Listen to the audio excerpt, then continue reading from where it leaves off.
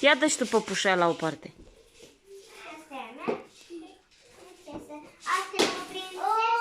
Nu le arunca, mami.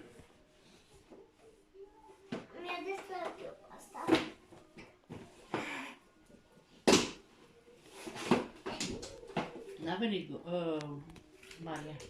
Cine? Maria. O nașă?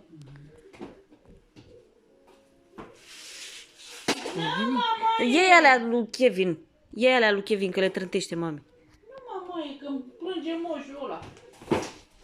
Bă, plânge moșul. Nu. Faci ciocolata.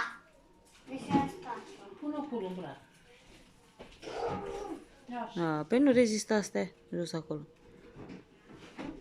Deci astea sunt Mi-ar armurări. place să fie multe, așa, știi? Nu așa se pune. Tu cum ai pus astea? Ei, aranjează-le tu, dragă.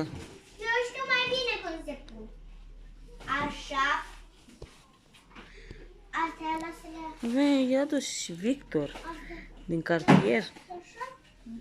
Și așa. Eu știu cum să le pun. Așa.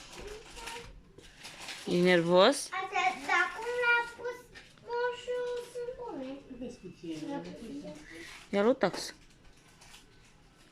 Nu pierde, care e grijă de ea. Poate mai bine ceva. Nu mai vine Moș Crăciun, dar dacă ești cu minte. Moș Crăciun. Da. Cred că o să vină și planașul și planașa, Mama, Moș... tu trebuie să mai ajunge, că sărăcim pe moșul. Moș Crăciun o să vină dacă ești cu minte, să știi. Când vine Crăciunul. Ou ăsta, aici.